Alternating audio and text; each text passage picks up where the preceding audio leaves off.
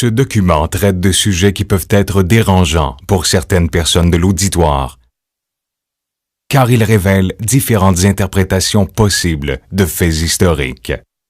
Les conclusions exposées ici sont une question d'opinion.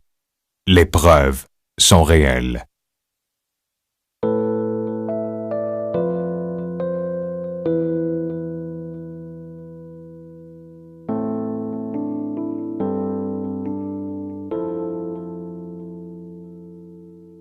Entre la fin du 15e siècle et le début du 16e, vivait un artiste du nom de Léonard de Vinci, un artiste aux multiples facettes.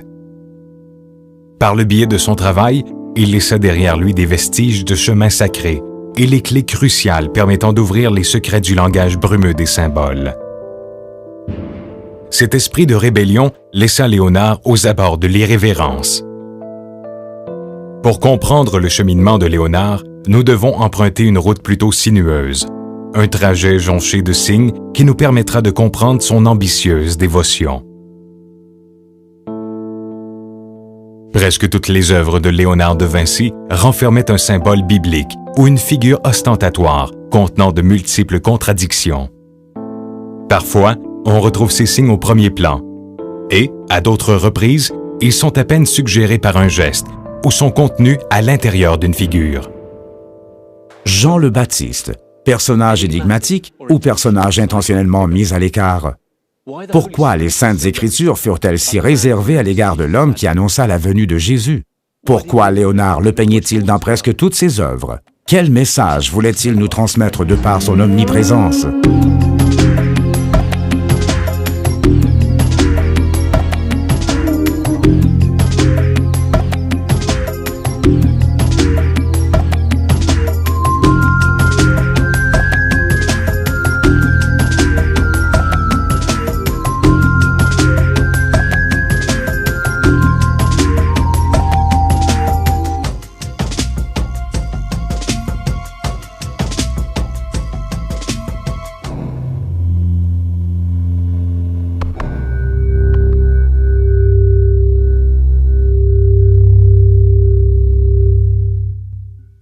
Les messages véhiculés par Léonard dans ses travaux nous interpellent depuis des siècles. Ils sont comme des entités vivantes et florissantes, des énergies uniquement retrouvées dans l'art. Léonard voulait toujours en savoir davantage. Le feu de la connaissance illuminait son esprit et nourrissait ses nuits d'insomnie. C'est grâce à l'insatiable curiosité et à la bravoure d'hommes comme Léonard que l'histoire commençait à émerger dans l'ombre de l'Inquisition. Le talent de Léonard alimentait sa rébellion. D'une certaine manière, c'était plus fort que lui. Comment les ailes d'un faucon pouvaient-elles agir comme celles d'une colombe? En 1452, dans un modeste village d'Italie, vit le jour un enfant illégitime, issu d'une humble paysanne et d'un jeune notaire. Cet enfant qui devait prendre le pas sur son temps, étonner le monde et devenir un maître dans l'art et dans la science. Ce même enfant, qui grâce à ses propres règles, ses codes, son style et sa manière, deviendra une sorte de prophète. À cette époque, l'Europe grouillait de secrets, de rituels sataniques et de sorcellerie. L'ère du Moyen Âge pratiquement terminée, le paradis et l'enfer semblaient livrer bataille dans tous les recoins. La Sainte Inquisition infligeait sans merci le feu et le tourment à quiconque était soupçonné d'hérésie, et ce, au nom de Dieu.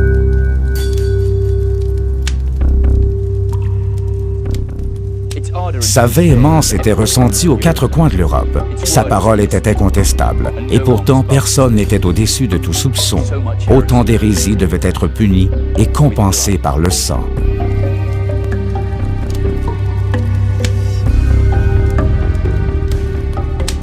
Mais en fait, toute cette répression était la conséquence directe des différentes oppositions. Les cultes sataniques et les rites obscènes étaient le parfait décor pour les sociétés secrètes d'antan. Ces sectes étaient mûres pour tout ce qui était diabolique, comme l'excès sexuel, les sacrifices d'animaux et les trans hypnotiques. Par-dessus tout, ces sectes se rejoignaient dans une certaine désacralisation des divinités. Les villes bondées d'Europe hébergeaient secrètement une quantité importante de partisans à ces cérémonies païennes. Malgré un thème commun, ces rituels pouvaient légèrement différer par leur nature. Tous étaient un renoncement au christianisme, une manière de manifester une ferveur infidèle et ainsi invoquer des pouvoirs surnaturels. Peut-être qu'inconsciemment, tous ces hérétiques n'avaient qu'un seul but: retrouver les plaisirs perdus à cause des interdits, libérer le corps et exalter l'imagination. Il est facile d'imaginer Léonard en train d'observer ces rituels ou même d'y participer anonymement afin d'étudier l'étrange motivation de ces gens. Qui pourrait permettre les plaisirs charnels si l'Église catholique les interdisait? L'Antéchrist?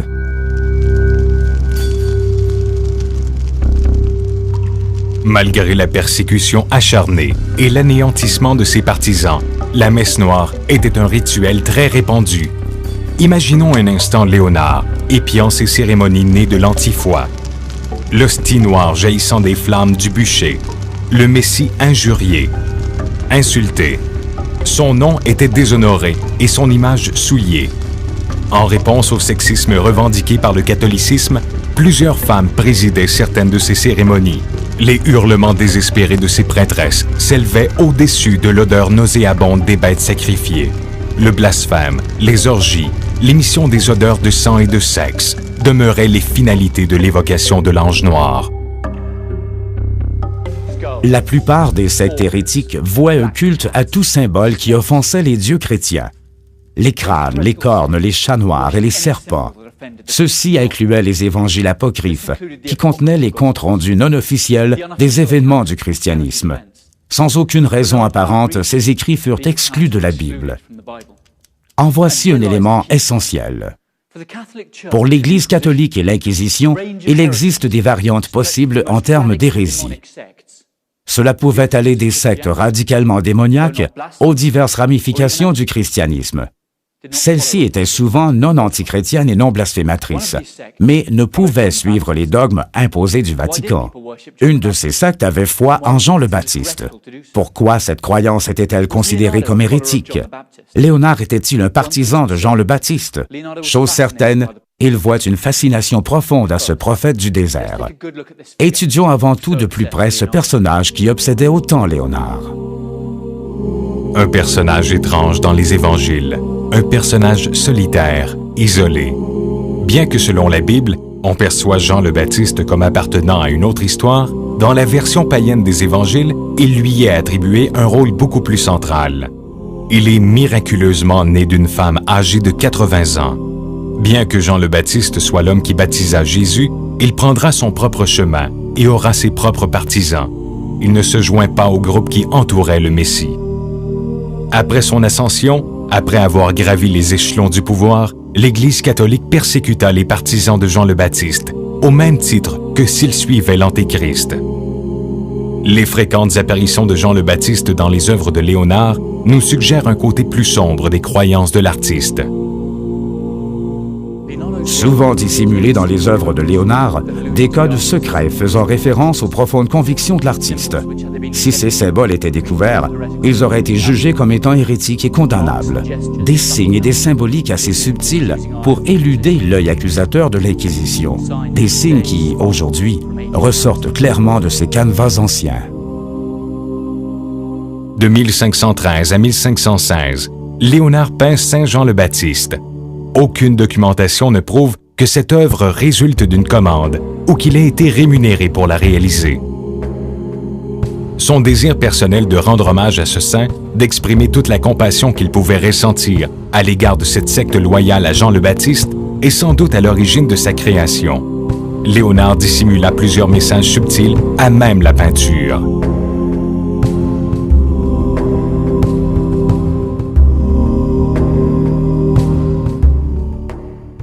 Les esquisses de Léonard nous présentent Jean le Baptiste, personnage solitaire, fascinant et captivant. Il sacrifia pratiquement sa vie pour un Messie qui l'ignorait. Quand Jean fut arrêté par ordre du roi Hérode, il attendit patiemment l'arrivée de Jésus. Mais Jésus ne vint jamais. Fait curieux, Jésus ne commença à prêcher qu'après le décès de Jean le Baptiste. Quelle est la connexion entre ces deux hommes? Selon le texte saint, cette dualité à même Jésus, qui avait fait entendre l'appel prophétique, cherchait toujours son propre chemin. Dans le désert de la Jordanie, Jésus se présenta devant Jean le Baptiste, entendit ses prières et reçut le baptême public.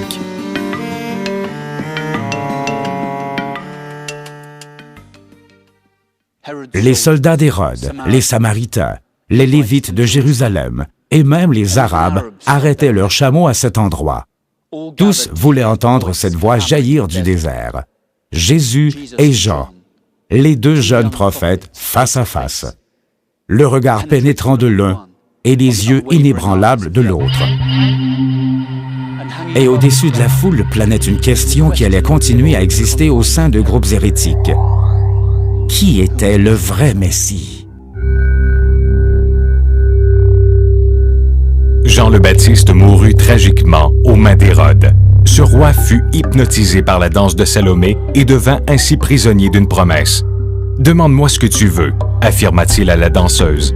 « Je veux la tête de Jean le Baptiste sur un plateau d'argent », lui dit-elle. Tel que dessiné par Léonard de Vinci, l'index de Jean le Baptiste pointant vers le ciel signifie bénédiction et serment, et en un mot, c'est un geste qui échappe au contrôle de Dieu. En prenant comme hypothèse que Jean le Baptiste est un saint, cela n'avait rien d'étrange du tout. Mais ce geste combiné à d'autres symboles commence à apparaître dans toutes les œuvres de Léonard.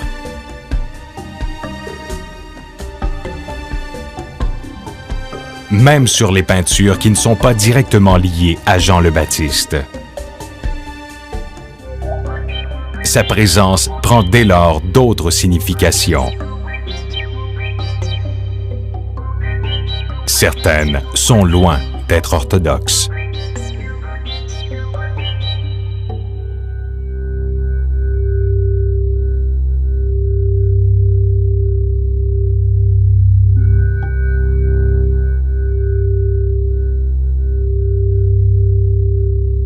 La question n'était pas ingénieuse, mais allait souvent se répéter.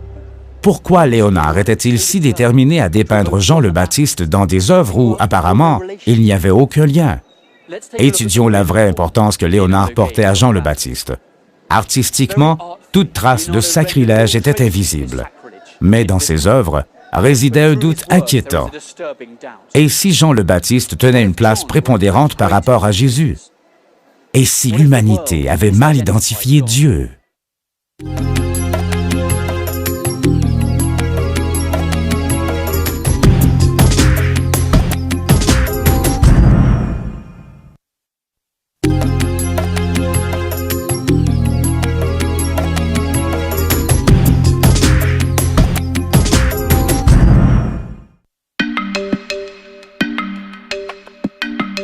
La Vierge au rocher est une des pièces qui fit de Léonard un des plus grands artistes. À première vue, on n'y retrouve rien d'étrange, mais plongeons dans la confusion de cette toile. Essayons de prouver qu'elle contient des messages qui ne sont jusqu'à ce jour aucunement décodés. Pour échapper au roi Hérode et ainsi sauver leur enfant, cette scène fait référence à l'exode vers l'Égypte de Joseph, Marie et l'enfant Jésus. Hérode avait donné l'ordre de tuer tous les garçonnets de moins de 2 ans. La peinture met en scène la Vierge Marie, l'enfant Jésus, Jean le Baptiste aussi enfant, et l'archange Uriel. Ici, la Vierge Marie, Saint Jean le Baptiste et Jésus, jeunes enfants ainsi qu'un ange. Tous ces personnages sont peints à l'intérieur d'une caverne. De là le titre de cette pièce, La Vierge au rocher. Au centre de cette composition, la très jeune Vierge Marie est assise vêtue d'une robe bleu foncé.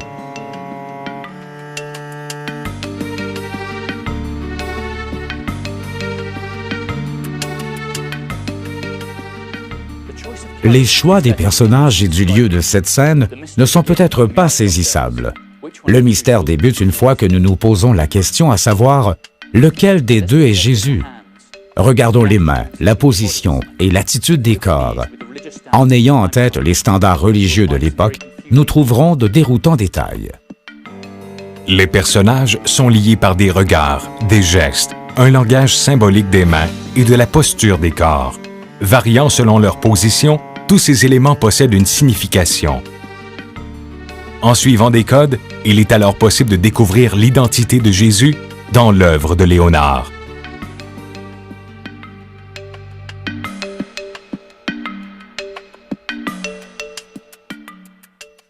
Dans les œuvres illustrées de la Renaissance, les mains étaient souvent plus expressives que les visages, et spécialement comparées aux visages chrétiens. L'on retrouvait une stricte codification pour le langage des mains. Ce langage permit de mettre en évidence certaines certitudes sur la Vierge au rocher. Malheureusement, ces certitudes confirment l'impossibilité de comprendre la totalité de cette toile. Au centre de l'œuvre, l'enfant de droite semble bénir l'autre. Son index et son autre doigt ont l'air de se prolonger pour se confondre en un geste qui implique la bénédiction. De plus, en considérant l'attitude de l'autre enfant, main jointe, en signe d'adoration et d'acceptation, l'enfant de droite serait Jésus. On peut bien évidemment en déduire que l'enfant de gauche est Jean le Baptiste. Si l'on se fie au langage des mains, Jésus donne la bénédiction à Jean le Baptiste qui la reçoit respectueusement. Cette toile ne serait pas aussi frappante s'il n'y avait pas cette façon très spéciale de Léonard d'établir un rapport entre les personnages qu'il dépeint. Chose étrange, Jean le Baptiste est protégé par Marie, qui lui appose un regard d'amour. L'autre présence féminine est Uriel, qui, selon la liturgie catholique, est l'ange gardien de Jean le Baptiste. Dans cette peinture, Uriel est derrière Jésus. Par conséquent, Léonard inversa les figures, plaçant Jean le Baptiste à la place naturelle de Jésus. Et Jésus, où nous devrions trouver Jean le Baptiste.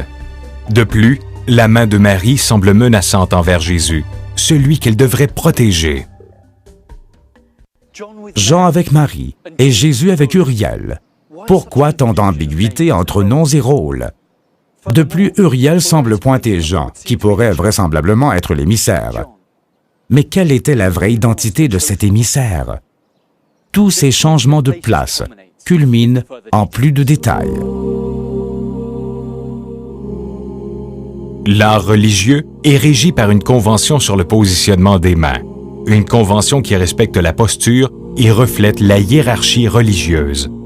Comme il était le Messie, Jésus devait se retrouver au-dessus de tout autre personnage ou au centre de la scène.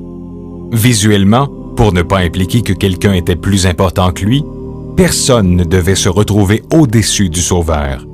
Mais dans l'œuvre de Léonard, Jean le Baptiste est au-dessus de Jésus.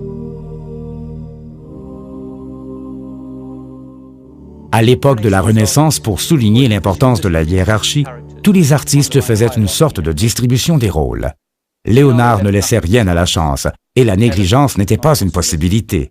Alors pourquoi a-t-il intentionnellement créé cette confusion? Et qu'essayait-il de dire? Tous les détails de cette peinture convergent en un protagoniste, Jean le Baptiste.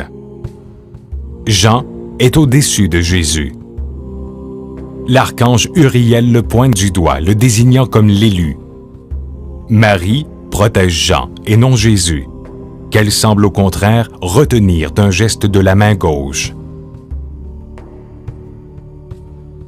Le rôle central que détient Jean dans la Vierge au rocher est une prise de position qui défie les tendances rigides de la religion. Ceux-ci n'étaient pas que de simples détails aux yeux de la religion, c'étaient de vrais sacrilèges. Son message serait alors que Jean, étant au-dessus de Jésus, serait l'être choisi. Un autre détail ne peut échapper à notre analyse. Jésus est froidement positionné au sol. Il semble nu et fragile. À l'inverse, Jean semble être vêtu. La réaction de l'ordre San Francisco Grande, qui avait commandé cette pièce, fut curieuse. Sous prétexte qu'elle portait trop à confusion, ils refusèrent de rémunérer Léonard pour sa réalisation. En réponse, il les menaça d'en peindre une autre identique pour d'autres clients. Il n'y a qu'une seule manière différente d'analyser cette pièce. L'enfant près de Marie est effectivement Jésus, et celui près de l'archange Uriel, bien évidemment Jean le Baptiste. Cette interprétation est corroborée par la littérature classique. Mais si ceci était vraiment le cas, alors l'hérésie de cette toile était encore plus soulignée. Jésus serait agenouillé avec adoration devant Jean, qui lui apposerait sa bénédiction. 20 ans après la première, Léonard peint une seconde version de la Vierge au rocher pour supposément clarifier la confusion entourant les enfants et ainsi mieux les positionner, en accord avec les conventions de l'époque. Néanmoins, la nouvelle réalisation n'amena pas la solution et ne résoudra pas le problème. Et une fois de plus, Léonard interchangea les personnages.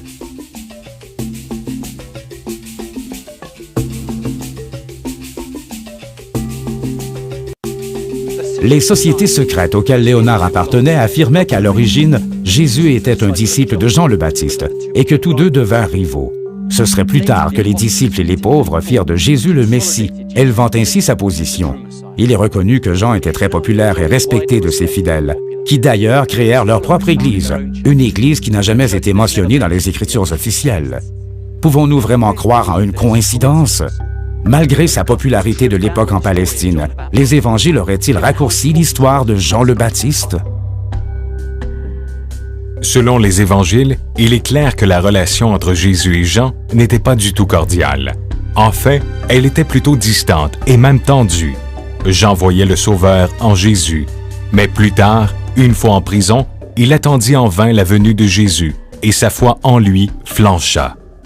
Quand on faisait parler Jésus de Jean, il le comparait à une vieille outre, prête à recevoir du vin nouveau, en référence aux mots de Dieu.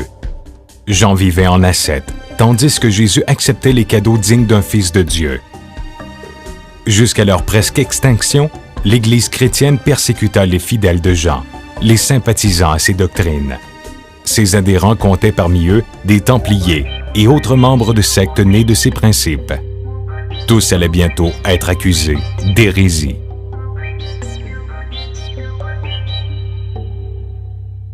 En voyant des images de lui quand il était bébé, comment peut-on éviter de songer à la mort tragique de Jésus? L'homme qui prêchait l'amour, qui fut torturé à presque en perdre la raison et qui renie Dieu le Père pour l'avoir abandonné. Comment peut-on éviter de penser à Jean le Baptiste, emprisonné dans le noir pendant plusieurs années, pour finalement être décapité à la demande d'une femme?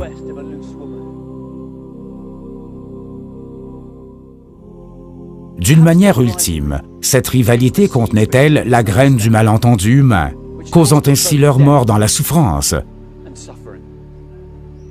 Peut-être est-ce ce détail précis que Léonard veut faire ressortir dans cette peinture, le malentendu, la confusion et les contradictions d'un culte qui imposa sa volonté, sa foi, grâce au sang versé et à la souffrance.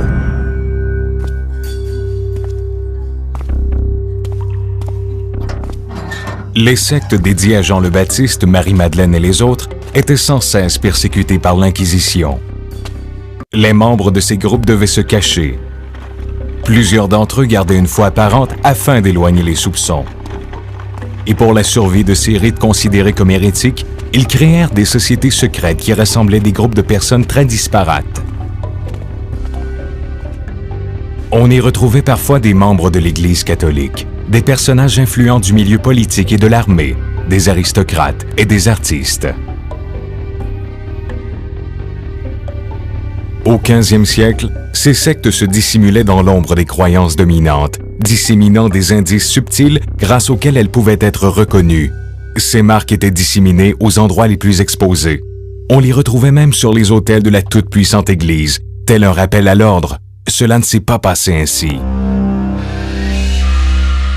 Le geste de Jean, un geste qui exprime sa foi et son idéologie, est un symbole récurrent dans les œuvres de Léonard. Un signe secret de ralliement et d'amitié peu commun pour ces sectes profanes qui survivaient dans l'ombre.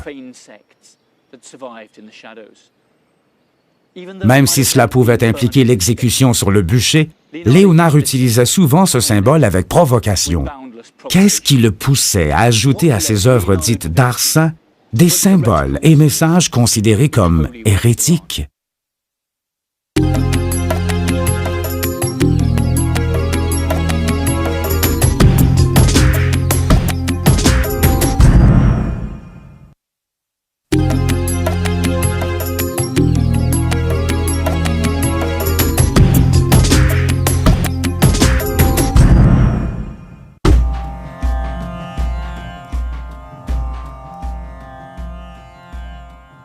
Parmi les reliques retrouvées en Europe à la fin du 19e siècle figuraient les pages d'un vieux manuscrit. Des faits curieux indiqueraient que ces documents découverts à Paris émanaient d'une seule et unique personne qui aurait produit des textes similaires retrouvés à Londres, Vienne et Milan. Cet indice, un texte frénétique rédigé de droite à gauche, est sans aucun doute devenu la preuve d'un être énigmatique et agité. Les experts s'attendaient, en feuilletant ces pages poussiéreuses, à ne découvrir qu'une insignifiante antiquité. Mais à l'aide d'un miroir, ces documents mirent à jour de révolutionnaires connaissances qui allaient changer le cours de l'histoire et de la religion. L'auteur se nommait fréquemment Io, Léonard de Vinci.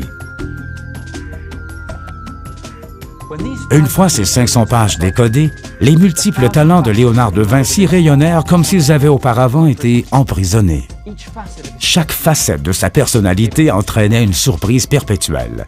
C'est ainsi que, sans toutefois être l'artiste attitré du christianisme, de Vinci éparpillait des symboles païens dans ses représentations d'événements sacrés, même si ces derniers étaient commandités par l'Église. De ces pages ressortaient les nuances d'une personnalité les plus importantes de l'histoire. Un artiste conçu par accident, né d'une amourette entre Katharina, une pauvre paysanne, et Ser Piero de Vinci, un notaire.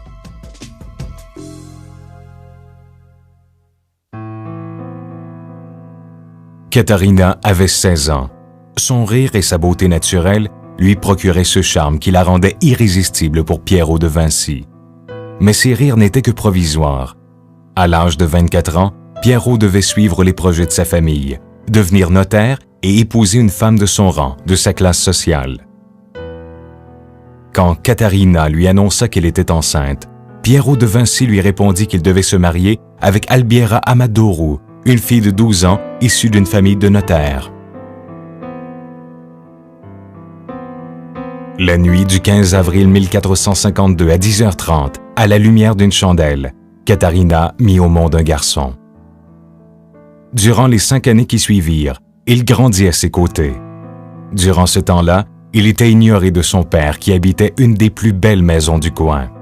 Souvent, il dessinait simplement le village de sa mère. Comme elle n'avait pas eu d'enfant, Albiera, la femme de Ser Piero de Vinci, père de Léonard, s'attacha à ce jeune blondinet agité et le prit sous sa coupe. Tout au long de sa vie, les souvenirs de Léonard resteront intacts. Il n'oublia jamais les caresses de sa première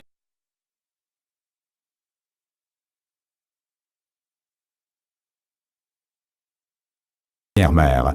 Mais Albiera était sa vraie mère, sa chérie, la Mama. Elle le combla d'amour, lui apprit à écrire et autant qu'elle le put, lui offrit une éducation. Mais une fois encore, le monde de Léonard bascula. Albiera mourut en accouchant à l'âge de 24 ans. Le jeune Léonard n'avait que 11 ans. Le souvenir de ses deux mères resta en lui à tout jamais.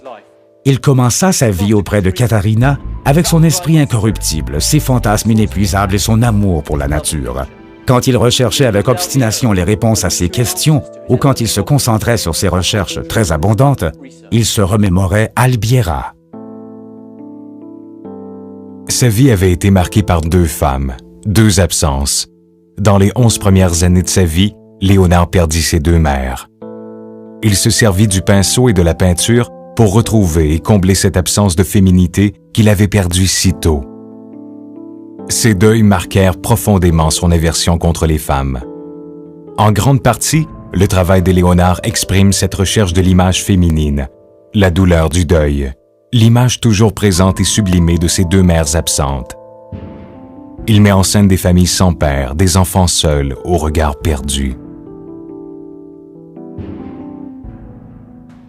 Dans ce monde utopique, quelle trace reflète la présence de ces 2 mères s'occupant de lui?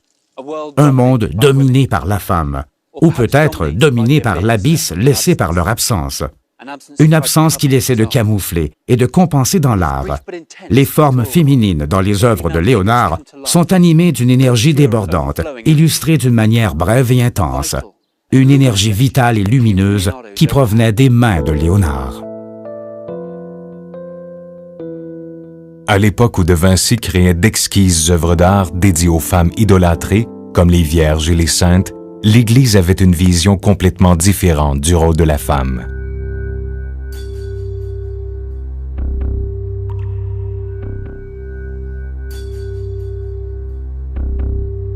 À cette période, la Sainte Inquisition laissait libre cours à sa campagne la plus sanglante, la chasse aux sorcières. Elle affichait les dangers que représentaient ces prêtresses, tziganes, mystiques et toute autre femme soupçonnée de posséder les connaissances jugées blasphématoires. Une nouvelle période commençait. L'Europe était sous le joug masculin. Plus de 8 millions de femmes, considérées comme étant possédées par Satan ou comme des instigatrices de troubles, brûlèrent au bûcher par les feux de l'Inquisition. La loi martiale allait bientôt pulvériser les sectes anciennes qui vénéraient les déesses ou qui croyaient en l'ancienne religion de la Terre-Mère.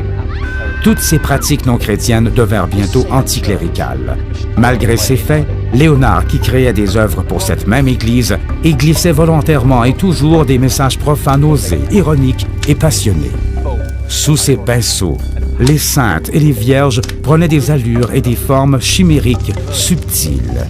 Agrémentées de mythes féminins, ces représentations évoquaient par là même les partisanes des sectes, mortes au bûcher. Léonard de Vinci utilisait la peinture comme langage pour révéler tout ce qui était tu par la religion. Comme il ne pouvait être écrit, ce langage était compris de peu de personnes. Le message était censé être secret et évoluer dans un cercle fermé. Cela devait être une simple suggestion, comme un murmure, une abréviation de ce que ce maître Léonard voulait réellement nous dire.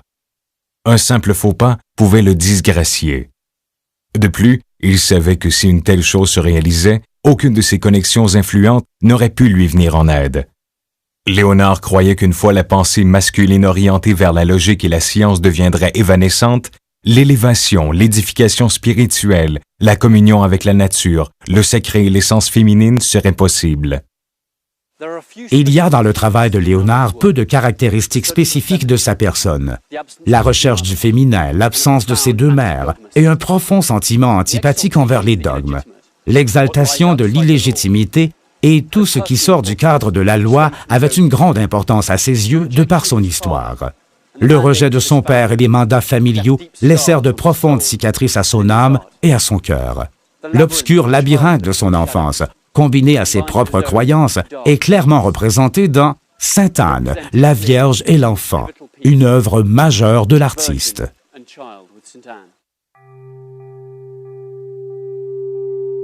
Cette pièce met en scène deux enfants aux côtés de la Vierge Marie et sa mère Sainte Anne. L'enfant dans les bras de la Vierge Marie est Jésus, l'autre Jean le Baptiste. Réalisée sur carton, cette œuvre recèle une beauté étrange et merveilleuse. Elle lui vient de cette atmosphère qui a l'air de baigner dans un environnement aquatique, ondulé de l'indéfinissable limite en arrière-plan et des couleurs bleutées des personnages. Peut-être le reflet d'un souvenir du commencement ou du paradis perdu que symbolisent les entrailles maternelles. Ces deux images féminines sont si complémentaires que leurs silhouettes et leurs vêtements se mélangent et se confondent. Entourées d'un ovale en forme d'œuf, représentant la graine de la vie, de la force créatrice, de la maternité, ces deux mères fusionnent. La main de Sainte Anne, empruntant la gestuelle de Jean le Baptiste, est très frappante. Mais dans ce cas précis, ce geste avait une autre signification et exprimait une détermination peu commune. En effet, le geste de Sainte Anne était ferme et possédait un caractère grave et solennel. C'est un geste qui annonce, indique et prévient. Disproportionnée face au corps de Sainte Anne, la main s'élève et pousse les autres personnages hors contexte, se donnant ainsi une curieuse importance et le rôle principal. Cette main possède une certaine rigidité et masculinité, comme pour affirmer que Sainte Anne et Jean le Baptiste ne faisaient qu'un. Léonard continuait de souiller ses œuvres de symboles déconcertants. In this piece, Il combine le personnage de Sainte Anne avec le doigt de Jean le Baptiste. Ces personnes sont liées par la vénération que leur vouent les sectes. Ces idées étaient en conflit avec le christianisme.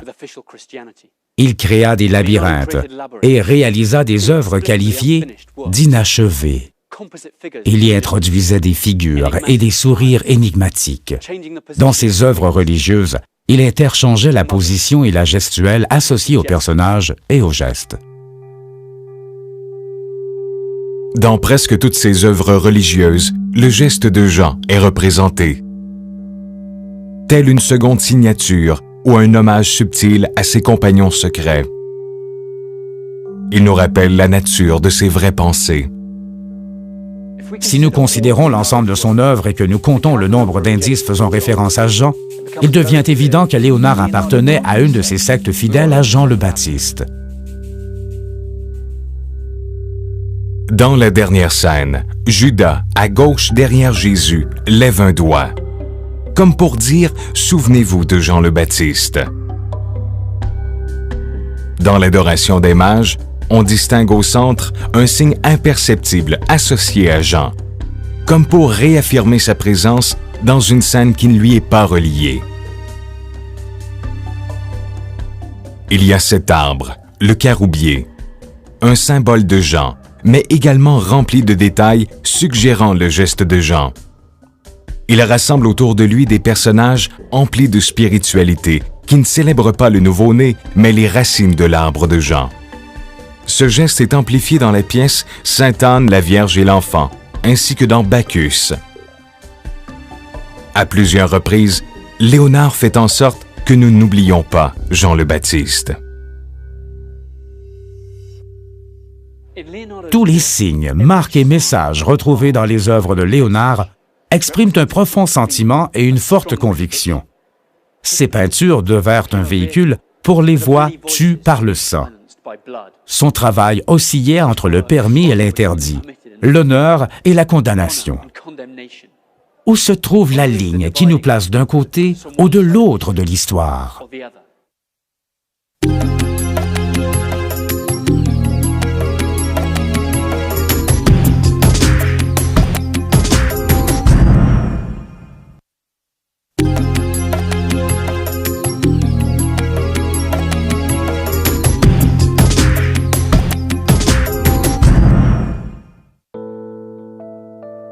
Un petit élément n'ayant aucun respect pour la création vit le jour et évolua rapidement. Effectivement, grâce à son pouvoir, chaque chose pouvait modifier son essence. Léonard de Vinci. Païen ou chrétien, une dualité qui nourrissait la foi. Grâce à elle, les gens attribuèrent des noms chrétiens à leurs dieux anciens. Dans d'autres pays, on fabrique toujours des croix à base de sel pour parer aux éclairs, ou on suspend une image de Saint-Georges derrière leur porte pour protéger leur maison. Nous effectuons encore le signe de croix quand nous apercevons un hibou. Quelle est la limite du païen? Cette limite existe-t-elle dans l'esprit humain? L'élégante ville de Florence était si dévouée à Saint Jean le Baptiste qu'elle le promulgua saint patron de la ville. Une fois de plus, la dévotion chrétienne et le paganisme étaient unifiés. Avec beaucoup d'adresse, Léonard de Vinci attendait la vague qui divisait l'inacceptable du permissif. Comme il était conscient de ce qui était jugé inacceptable par l'Église, il continuait ses activités en secret. Léonard n'est pas reconnu en tant que sculpteur. Même s'il a imaginé des projets et des modèles qui auraient pu devenir de magnifiques sculptures, il ne les aura jamais réalisés. Mais secrètement, avec l'aide d'un autre artiste, il réalisa une sculpture. Ils créèrent cette sculpture à l'abri des regards qui scrutaient les moindres recoins à la recherche d'actes d'hérésie. Il n'y eut aucun témoin et ils ne laissèrent aucune documentation étayant cette œuvre.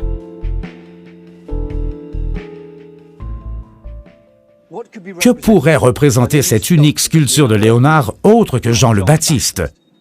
La sculpture est ici à Florence, sur la façade de la Baptisterie, un édifice en l'honneur de Jean. C'est un délicat travail de sculpteur, réalisé durant la période où Léonard de Vinci vivait ici. Son co-créateur, Giovanni Francesco Susini, comme Léonard, était à la fois sage et alchimiste. Ils conférèrent à cette sculpture le sceau caractéristique de Léonard et la gestuelle de Jean.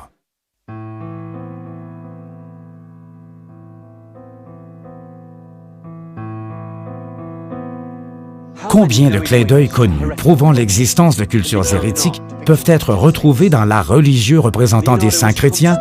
Léonard franchissait constamment la frontière entre le païen et le chrétien. Chacune de ses œuvres levait un voile sur le cœur de grands mystères. Certains de ces mystères n'ont jamais pu être révélés. Les autres semblent être des messages contradictoires.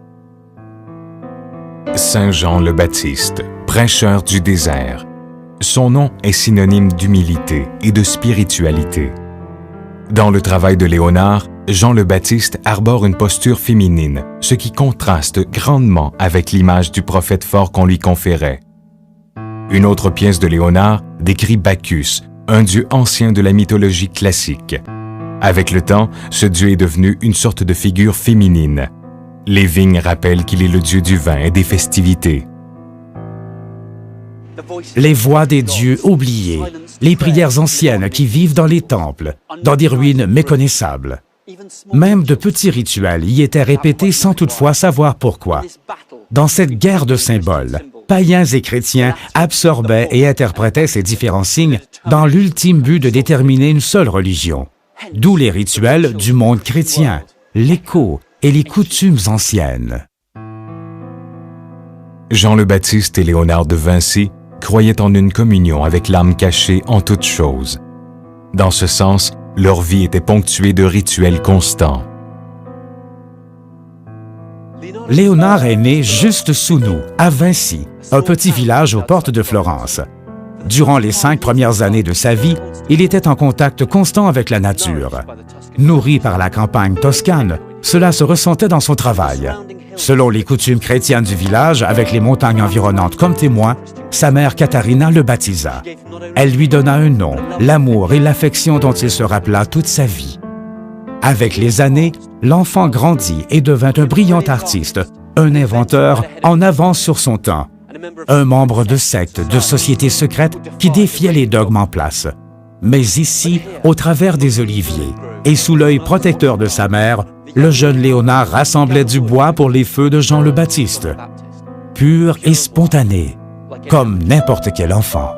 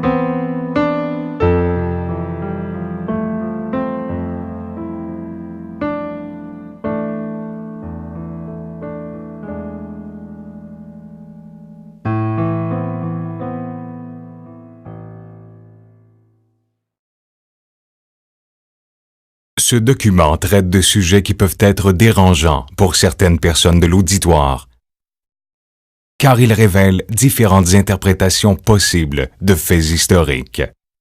Les conclusions exposées ici sont une question d'opinion. Les preuves sont réelles.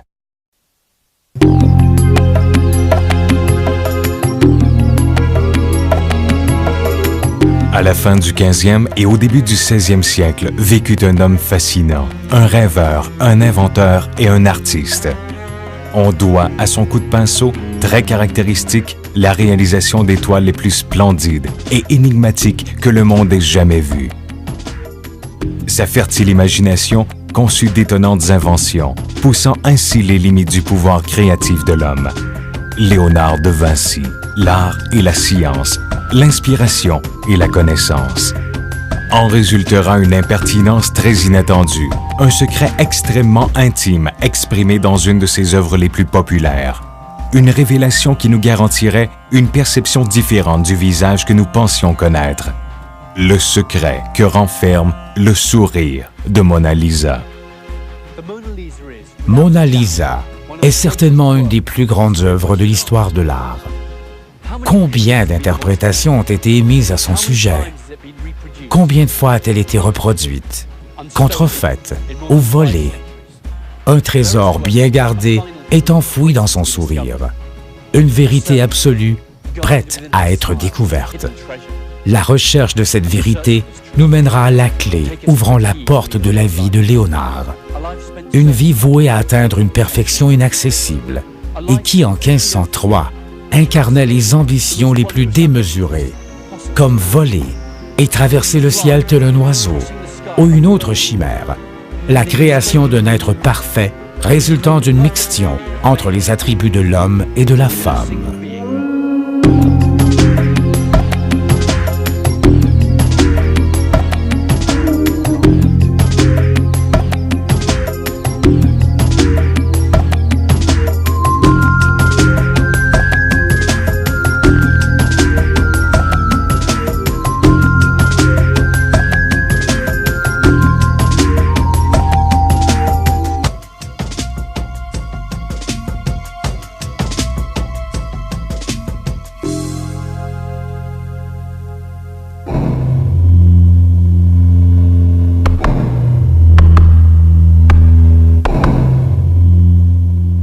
La Mona Lisa est l'œuvre la plus connue de Léonard.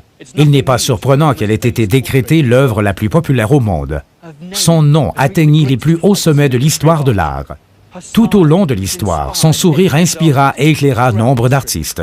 Elle immortalisa également son créateur, le rendant ainsi maître dans son art.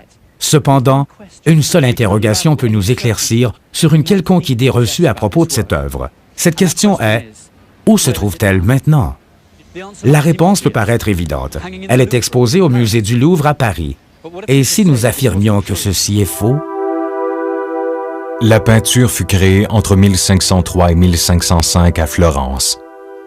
Elle est le fruit d'une demande effectuée par Francesco del Giocondo, un marchand florentin.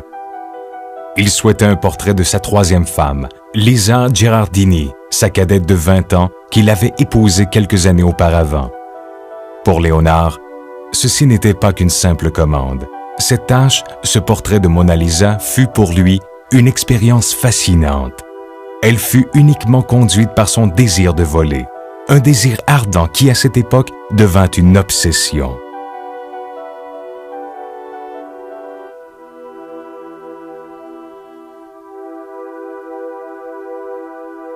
Petit à petit, deux éléments allaient prendre une place prépondérante dans sa vie. Son rêve de voler et ce portrait. D'une part, voir le monde des cieux et ainsi comprendre le secret des oiseaux.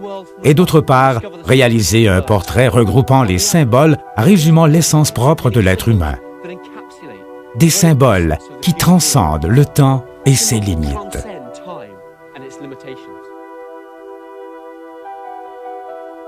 Léonard rencontra Mona Lisa en 1503, l'année même où il se lançait dans la création de sa machine volante. Il était tourmenté à chaque fois qu'il observait les oiseaux en plein vol, de plus en plus impatient de pouvoir les imiter.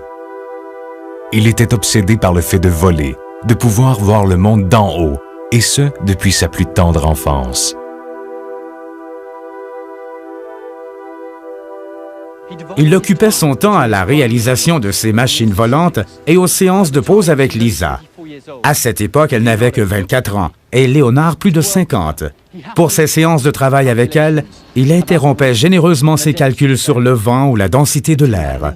Les deux développèrent instantanément de bonnes relations. Mais la légende veut qu'au moment où l'artiste peignait la jeune femme, celle-ci se trouvait dans un profond désarroi, dû à la perte récente d'un enfant. L'artiste essaya de capturer et de transcrire sur le canevas l'insaisissable et distante tristesse de son âme. Ce fut une des rares fois où il n'interrompit pas un de ses projets pour en entamer un autre.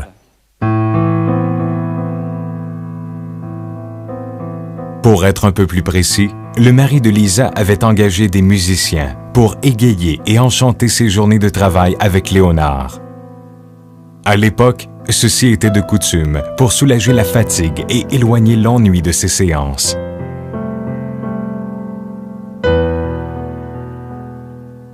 Les biographes n'ont jamais été capables d'expliquer pourquoi l'artiste était si obsédé par Lisa. Les spéculations veulent que leur relation changea le jour même où elle lui apprit son âge, 24 ans. Avec les mystérieuses complexités qu'offre l'alchimie, Lisa devint aux yeux de Léonard la réincarnation d'Albiera, sa mère adoptive avec qui il vécut des temps si joyeux à Vinci.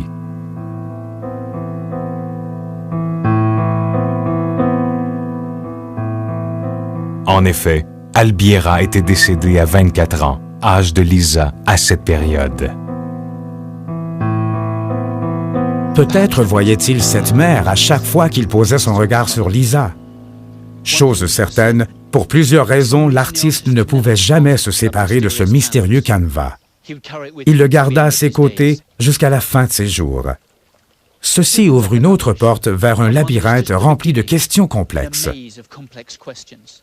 Si ce portrait était une commande, pourquoi ne l'a-t-il jamais rendu à son propriétaire légitime? Pourquoi l'a-t-il gardé jusqu'à ses derniers instants? Il y a plusieurs théories, mais aucune d'elles ne sont pleinement satisfaisantes. Les peintres et biographes de l'époque à Léonard étaient envoûtés par la beauté de la peinture. Ils en feront des copies et produiront des écrits et des esquisses inspirés de celle-ci.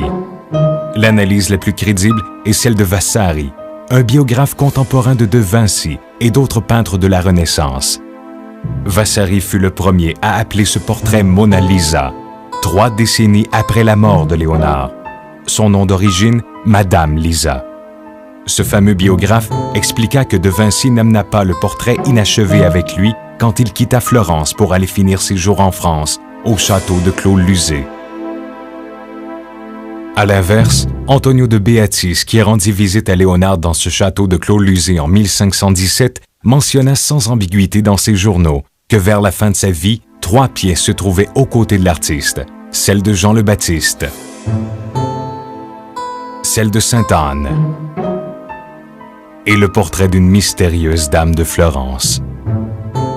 Il fut également mentionné dans le journal de bord de Beatis que Léonard avait vendu un portrait au roi de France Francis Ier, son protecteur, pour la somme de 4000 couronnes.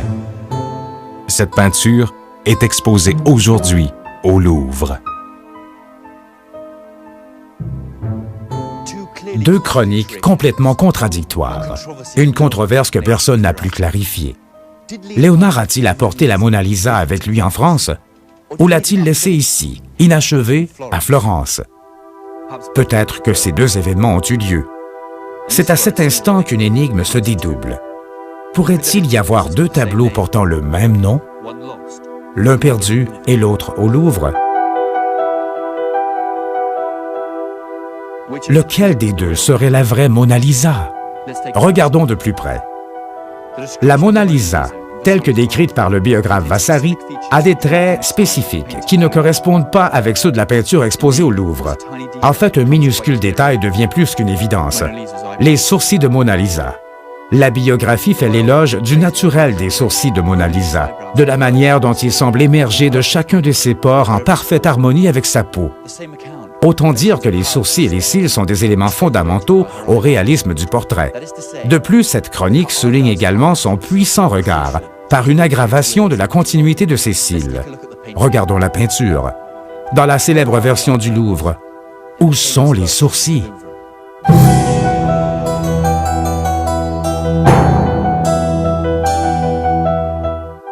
La peinture exposée au Louvre ne présente ni cils ni sourcils. Pour justifier cette absence, certains critiques avancèrent qu'il s'était estompé en raison de la médiocre conservation au travers des siècles. Il est vrai qu'afin de la protéger, la toile reçut plusieurs couches de vernis qui la décolorèrent quelque peu. Il est également vraisemblable qu'en 1956, elle fut victime de l'acide. Cependant, seule la moitié du bas fut endommagée. Autre fait, des études radiologiques effectuées par le Louvre montrent que la peinture en question est extrêmement bien conservée et qu'elle n'a jamais arboré ni sourcils ni cils.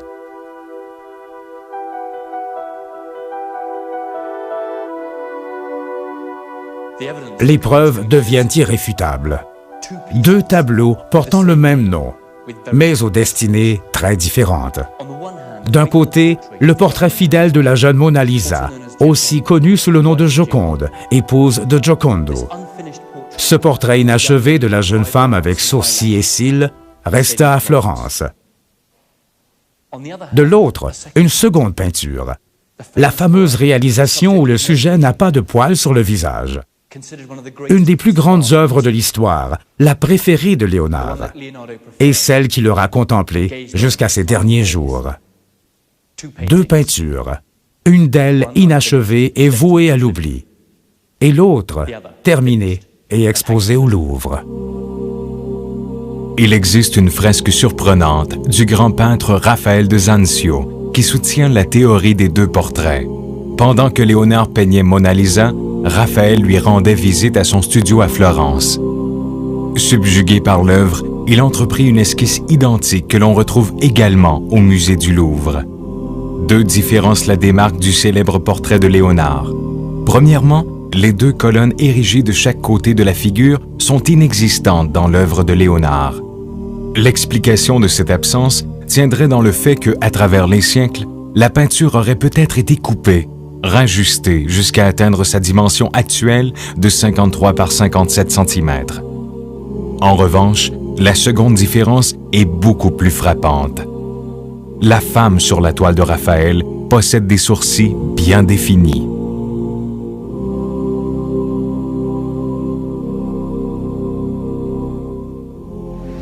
Deux colonnes grecques apparaissent derrière la dame. Des colonnes qui sont absentes dans la version de Mona Lisa que possède le Louvre. Voici des preuves supplémentaires montrant que la Mona Lisa, peinte par Léonard entre 1503 et 1506, n'égale certainement pas celle du Louvre, connue sous les noms de Mona Lisa ou de la Joconde. Gioconda, en italien, signifie « femme heureuse ». Cette expression pourrait être attribuée à une femme souriante, comme celle de cette fameuse toile. De plus, ce même terme pouvait être attribué à la femme d'une personne ayant comme surnom Giocondo, comme c'était le cas avec Mona Lisa, une sorte de référence informelle. Ces 2 éventuelles significations pourraient aider à comprendre les incohérences entre les documents historiques de Vasari et de Béatis. Vasari, en référence à la toile de la femme de Giocondo, décrivait la peinture qui restait à Florence comme Mona Lisa. Béatis évoquait une toile, autre toile souriante, une peinture que Léonard amena en France et qui se retrouve aujourd'hui au Louvre. En effet, les Français ne font pas référence à la toile exhibée au Louvre en tant que la Mona Lisa, mais bien comme la Joconde ou Gioconda. Ceci nous dirige vers une autre inévitable question.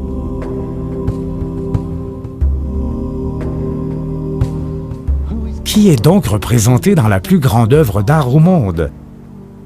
La réponse vient bouleverser profondément les fondements de l'Occident.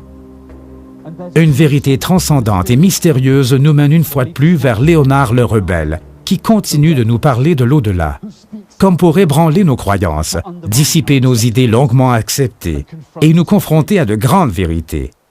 Allons rencontrer la personne derrière le nom de Mona Lisa. Pénétrons l'esprit de Léonard de Vinci.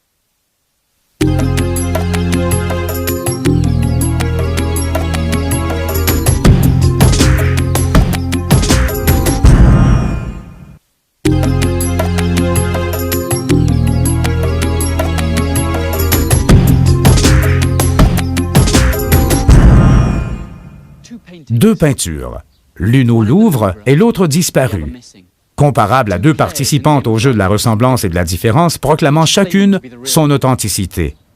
Si l'on considère que l'original est inspiré par Lisa, celle-ci souvent décrite par les contemporains de Léonard, et que l'endroit de son exposition demeure inconnu, alors qui est présenté dans le célèbre portrait du Louvre? Et pourquoi son identité a-t-elle été gardée secrète pendant toutes ces années? Ces questions émergent des profondeurs de la spéculation et s'élèvent pour nous aider à décrypter cette incroyable peinture qui nous regarde, impassiblement, du mur de musée. Combien de secrets de Léonard révélera-t-elle? La période où Léonard peignit cette œuvre fut certainement l'une des plus chargées de besogne. En effet, à cette époque, il dessinait un canal pour la rivière Arno et réalisait une série d'esquisses de la bataille d'Anghiari. En tant qu'artiste, il était reconnu à travers l'Europe et recevait des commandes au style varié. Il avait l'âge parfait. Il était à l'apogée de sa carrière et son audace le menait au point culminant de son génie. Il croyait qu'il pouvait entreprendre n'importe quel défi. Léonard était très sollicité et appelé pour des missions, des projets à mettre en place ou des œuvres d'art à réaliser.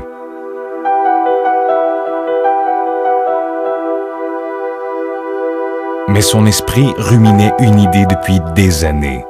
Tous les jours, il prenait des notes en rapport à la dynamique des oiseaux.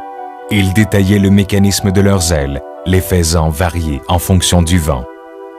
Son prochain objectif était lié à une autre sorte d'art, l'art de voler. Cette fois-ci, ses infatigables prises de mesure avaient pour but d'imiter la nature, d'imiter les oiseaux. Nourri par cette obsession, Léonard créa des centaines de croquis truffés de leviers, poulies et formules. La machine volante devint son plus grand rêve. Une mention se retrouve dans ses cahiers personnels en marge de l'année 1503.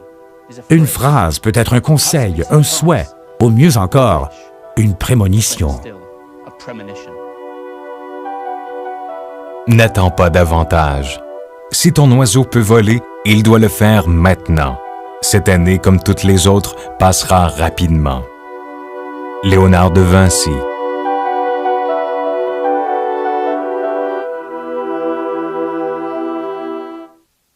Les années passèrent et Léonard vit sa vie se dérober et se partager entre les projets et les idées qu'il devait compléter. Le temps avançait et Léonard ne savait toujours pas si sa machine volante allait fonctionner. Mais une chose était certaine, il devait accélérer le pas. Pour la première fois de sa vie, il voulut finir son travail et matérialiser ses idées plus que tout. Tous les soirs, après avoir placé une couverture protectrice sur le portrait, Léonard étudiait pour le test final, celui qui lui permettrait de voguer dans les cieux. Voler pour lui n'était ni un exploit, ni la solution d'un casse-tête, mais beaucoup plus que ça. Quand il écrivait sur le vol de grands oiseaux, ses mots prenaient une tendance religieuse et profonde. Imiter le vol des oiseaux devint sa passion, car ils sont les seuls êtres privilégiés à vivre entre 2 dimensions. Un portail que Léonard avait cherché à franchir toute sa vie.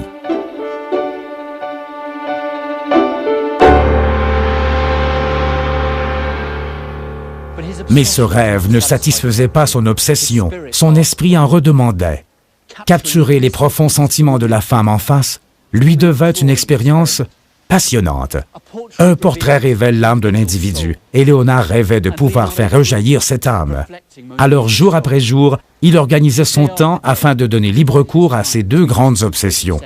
Celles-là même qui, en bout de ligne, donneront un sens à sa vie, par ce désir ardent de les voir se réaliser.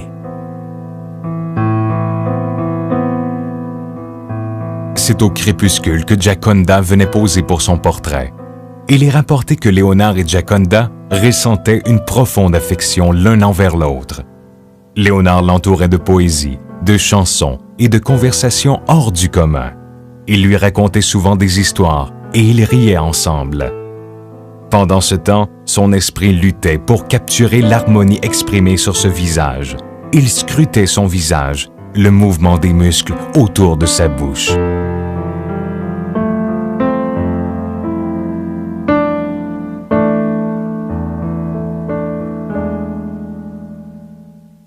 En faisant face aux contradictions apportées au portrait affiché au Louvre, nous devons accepter le fait que la femme y figurant n'est pas la femme de Giocondo, mais sans aucun doute quelqu'un d'autre.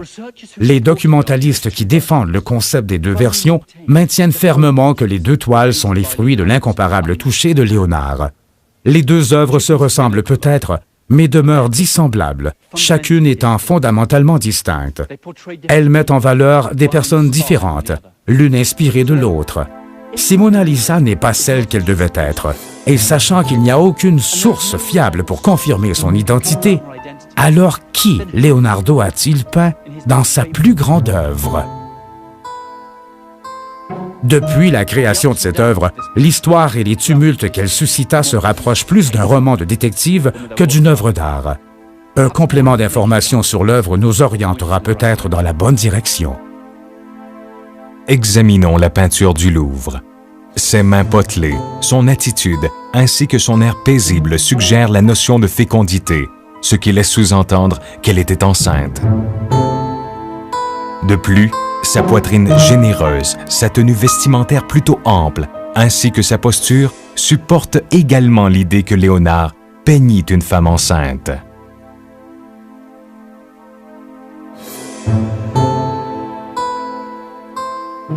Mona Lisa était-elle enceinte ou venait-elle de perdre un enfant? Ceux qui réfutent l'éventualité de l'existence d'une deuxième version de cette toile ne peuvent expliquer les plus simples contradictions. La bouche la plus populaire au monde semble poser des questions auxquelles personne n'ose répondre. Par exemple, on s'interroge souvent en regardant la Mona Lisa sur les raisons de l'humilité de ses vêtements. À la Renaissance, les sujets de ces portraits ou leurs commanditaires possédaient assurément assez de pouvoir et d'argent pour ces financements. En effet, les autres portraits de Léonard de Vinci représentent des femmes de grande notoriété ou des courtisanes. Ces portraits faisaient office de documents marquant le statut d'un noble et augmentant ainsi son pouvoir. Seulement ceux qui pouvaient se le permettre se faisaient tirer le portrait. On prétend que ces modèles posaient de manière exubérante et luxuriante. Il est difficile à croire que Giocondo, un marchand et un bourgeois en devenir, autorisait sa femme à être immortalisée comme pauvre. Par ailleurs, son sublime visage, son regard, son fameux sourire et la sérénité de ses mains contrastent tous avec les vêtements qu'elle porte.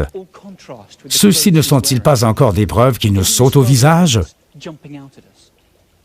Et si ce n'était pas son portrait? Possibilité audacieuse, mais ô combien judicieuse.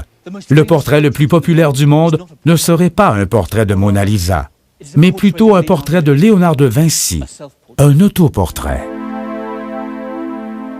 Plusieurs investigations ont montré la frappante ressemblance entre le physique de Gioconda et l'autoportrait de Léonard de Vinci. Des études minutieuses ont été effectuées comparant coups de pinceau, lignes, traits, rides, expressions des visages et regards scintillants. Et nombre de similitudes ont été découvertes entre les deux œuvres.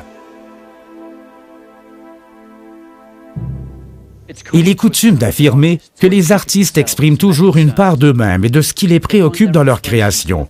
Leurs inspirations prennent source au sein même des différents éléments qui lient leurs travaux, leur sensibilité et la recherche de leur identité. D'où le fait que le portrait le plus important de l'histoire et l'image la plus populaire du monde soit un autoportrait de Léonard de Vinci.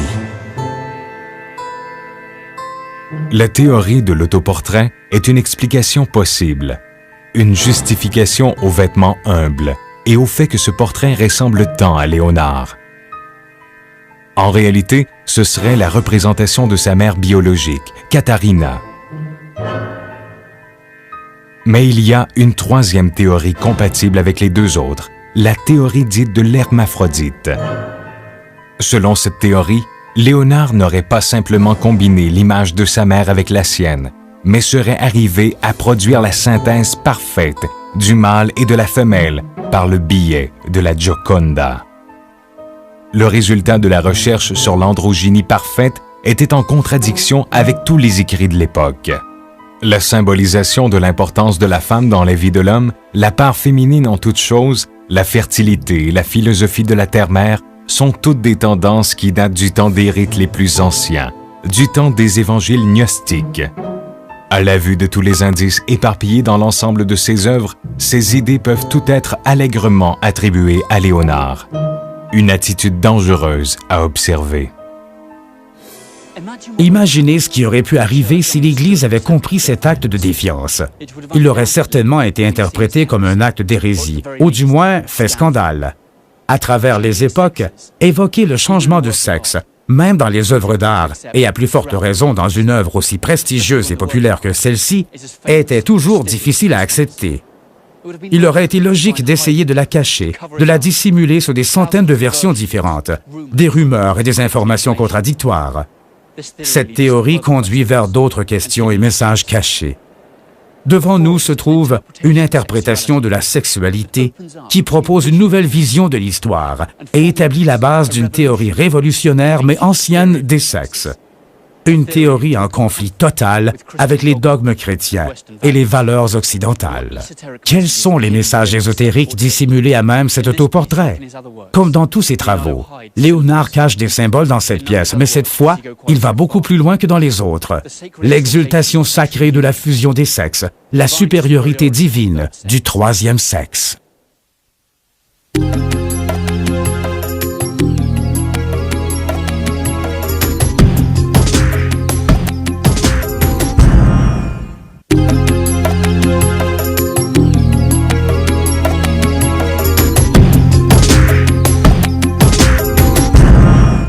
Malgré sa spiritualité apparente, il est colporté que les habitudes de Léonard n'avaient vraiment rien de chrétiennes. Il n'allait pas à la messe, il travaillait le dimanche et rédigeait des formules chimiques incompréhensibles, une sorte d'aphorisme. Il parlait souvent de Jésus comme un homme mort en Orient et riait du culte de la Vierge. La seule chose qu'il vénérait était l'ordre divin et naturel des choses.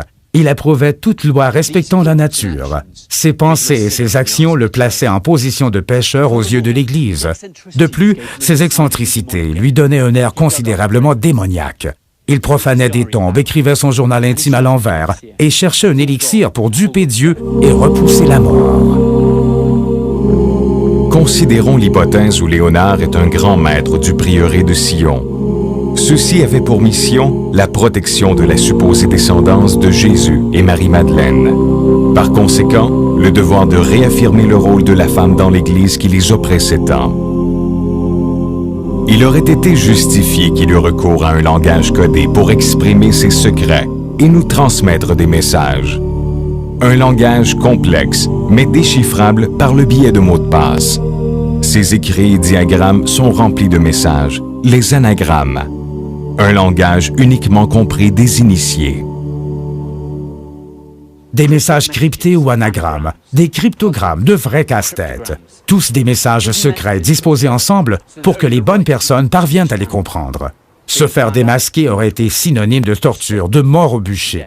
Utiliser le mauvais messager ou avoir l'attitude de quelqu'un détenant une information importante aurait été une perdition certaine. Comment protéger de l'information importante et en même temps délivrer des messages censés être secrets? Comment les faire passer sans être détectés? Léonard utilisait des anagrammes dans ses écrits. Ses journaux intimes et ses notes sont pleins d'aphorismes allégoriques et d'anagrammes. Ceci corrobore l'idée que Léonard utilisait les mêmes méthodes de codification dans ses plus grands portraits. Laissant libre cours à leur imagination, certains se sont même aventurés à dire que le nom de Mona Lisa renfermait aussi un message hérétique, encodé au sein d'une sorte d'anagramme. Il serait possible de créer deux combinaisons étranges avec les mots Mona Lisa. La première théorie est que Mona Lisa est une anagramme pour Amon et Lizzie, en prenant l'ancienne orthographe du mot Isis, des dieux égyptiens symbolisant le mâle et la femelle. De ce fait, le nom de la peinture marquerait la position pro-androgyne de Léonard. La seconde théorie est que Mona Lisa est une anagramme basée sur les mots latins son et sol, qui sont les composantes de base de la transmutation primaire. De son, or, à sol, argent vers le mercure. une fois de plus faisant allusion à l'union du mâle et de la femelle.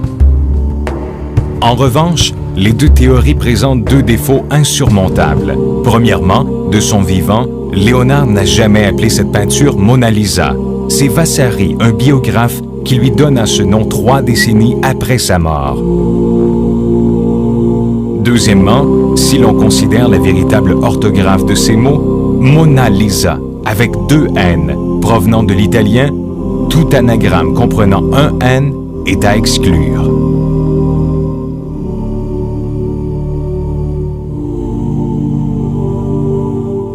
Afin de délivrer ces informations d'une importance capitale et pour camoufler ces symboles interdits, Léonard utilisait une technique ingénieuse. Il les rendait visibles aux yeux de tous. Ils étaient tellement visibles que pendant des siècles, ils ne furent jamais détectés par la censure.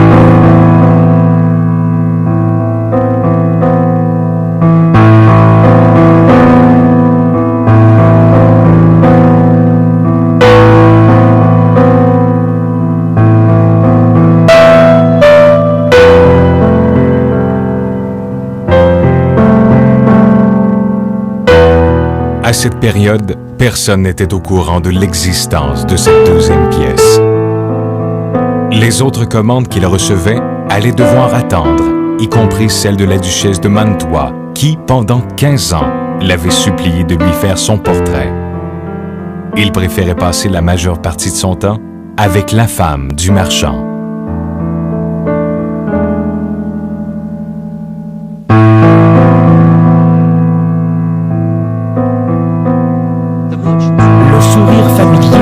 Du marchand inspira Léonard. Il ne pouvait qualifier ce qui l'avait envoûté à ce point, mais sa présence était ressentie un peu comme une auréole qui l'aurait confiné à l'intérieur d'un rêve. Un rêve qui le conforta dans l'idée qu'à travers Lisa, il retrouverait Albiera de nouveau. Peut-être que l'amour est tout ce que notre enfance nous lègue.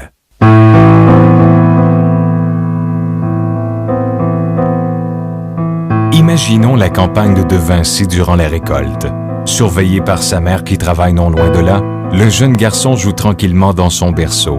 Léonard lui-même racontait cette histoire. Un gros oiseau virevoltait près du berceau, éclipsant ainsi le soleil. Peu après, il vint se poser sur les rebords du berceau et, avec les plumes de sa queue, il se mit à chatouiller les lèvres du bébé. Les adultes, alarmés par la scène, arrivèrent très agités et trouvèrent l'enfant souriant. Le jeune Léonard, ami des oiseaux. Un rêve ou un souvenir d'enfance? Léonard n'a jamais eu de certitude, mais a toujours eu les oiseaux en tête. Par contre, le souvenir du paysage de son enfance lui est demeuré bien réel. Voici la ville où il a grandi. Une colline entourée de vallées dominant la rivière Arno. Un ciel bleu contrastant avec les toits des habitations suspendues au-dessus d'une vallée. C'est ici que les oiseaux l'accueillirent dans ce monde et générèrent les premières d'une longue série de questions. Comment voler était-il possible? Si je peux voler, je serai connu de partout dans le monde et retentirai à jamais. Les gens regarderont vers le haut et verront un homme avec des ailes. Léonard de Vinci.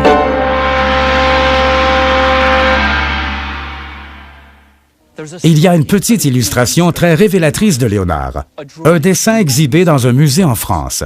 Il fut crayonné en 1460 quand l'artiste n'avait que 8 ans. Comparable à une prophétie, ce fusain représente Jésus jouant avec un jouet proche d'un hélicoptère, un oiseau mécanique avec une hélice. Est-ce là un dessin naturel pour un garçonnet de 8 ans vivant à cette époque, où l'on ignorait même que la Terre était ronde? Quelle autre vision futuriste Léonard avait-il encore? Et qui pouvait les comprendre?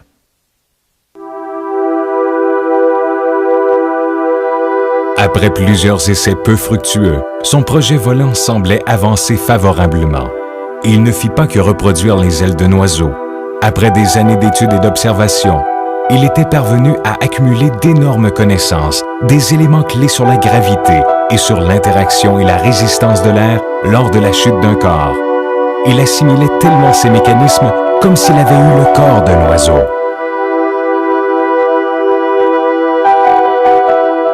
Quand Léonard lâchait ses pensées, toujours à la recherche d'une image, il plongeait dans le labyrinthe qui était l'âme de Mona Lisa. Pour lui, tenter, par l'entremise d'un visage exprimant la fraternité, de transmettre les mystères de l'âme représentait une obsession similaire. Qui était Léonard? Peut-être espérait-il qu'en laissant des traces et des énigmes, quelqu'un, un jour, comprendrait sa vraie nature.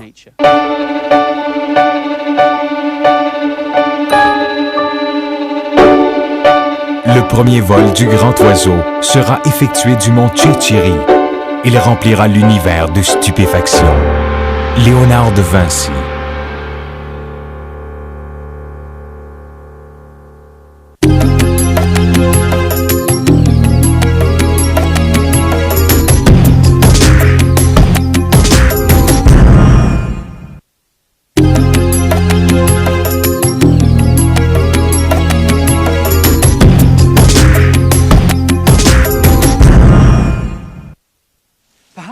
Si ce portrait, connu sous le nom de Mona Lisa, est tellement transcendant, peut-être est-ce parce qu'il réunit plusieurs de ses principes, inquiétudes et obsessions.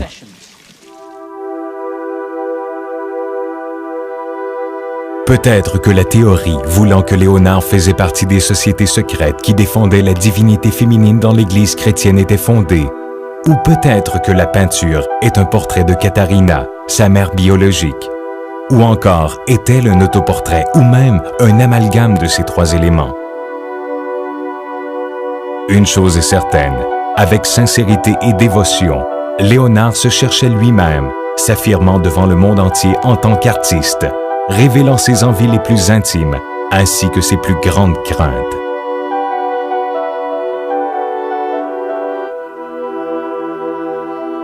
De la même manière qu'il cherchait à libérer son corps par le vol, il tentait de libérer son âme en représentant qui il était vraiment, un être androgyne, scindé en deux.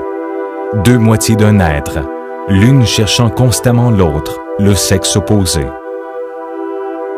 L'être le plus primaire, celui qui donne à la vie à toute chose, l'être entier, le complet, mère et père, fils et fille.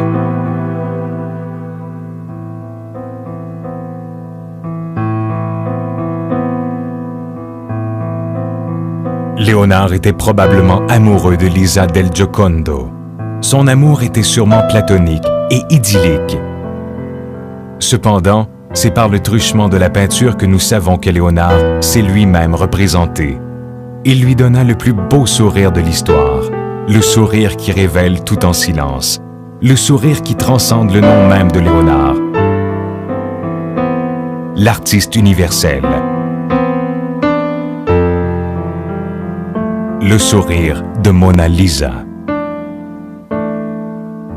Du mouvement des vagues aux oiseaux en plein vol, je peins le mouvement d'un sourire. Léonard de Vinci. Le sourire le plus populaire au monde, affiché sur une peinture manifestement paisible, générait des tensions peu communes. Léonard pouvait appréhender la rencontre entre deux courants aquatiques ou les mouvements d'un oiseau pris dans des vents contraires. Il savait même comment deux muscles d'un corps conjuguent leurs fonctions pour n'en former qu'un.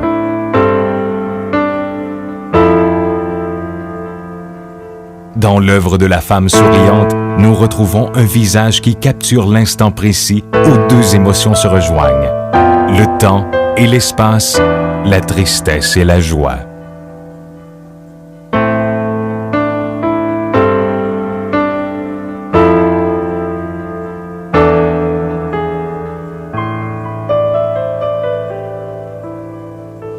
Nous ne saurons jamais si Léonard réalisa son rêve de voler. Mais dans son travail, il découvrit certainement une machine volante qui prit effectivement son envol. Faisant maintenant partie de notre héritage universel, son travail a traversé les temps et nourrit bon nombre d'imaginations. Finalement, avec cet autoportrait, Léonard a créé ce que personne d'autre n'a jamais pu créer. Pour parvenir à ses fins, il a secrètement transcendé une image universellement populaire, nous laissant toujours ce sentiment d'inconfort et cette impression que nous n'avons pas tout compris. Une image classique, comme le visage de son créateur. À 50 ans, Léonard a plus entrepris en une seule vie que la plupart des artistes de son époque réunis. Ingénieur militaire, architecte, scientifique médico-légal, voyageur et autres remplis de vie. Imaginer sa vie requiert des définitions ardues mais nécessaires, car pour Léonard, personne ne peut s'attendre à acquérir un résultat sans quelconque raisonnement, expérience ou réalisation. Comme nous l'avons déjà prouvé, des messages ésotériques des plus significatifs se retrouvent dans son art. Mais il n'en conserva que quelques bribes. Gioconda en matérialise certainement une. Peut-être que ses idées sur la réincarnation et sa connivence avec le bouddhisme se retrouvent aussi dans son œuvre. Tout est possible quand on parle de Léonard. Son imagination était sans frontières et Gioconda était peut-être son plus grand projet. La Joconde, ici, au Louvre, résume le rêve de Léonard, la perfection de son existence. Cette œuvre s'érige parmi toutes les autres comme l'élément manquant recherché par Léonard. Mais qu'a-t-il pu arriver au portrait de Lisa?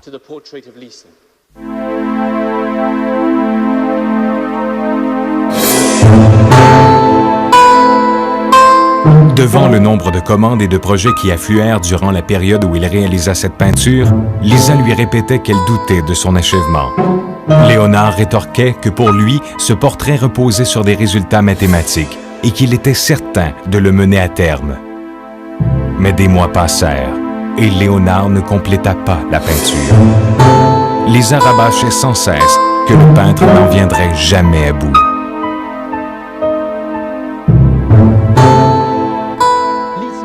Lisa avait raison. Léonard ne finit jamais l'œuvre et fut oublié dans un coin perdu. Peut-être que le commanditaire décida de la prendre telle qu'elle, et que suspendue au mur d'un palais, elle aurait été rongée par le temps. À l'inverse, celui exposé au Louvre, la Joconde, est parfait.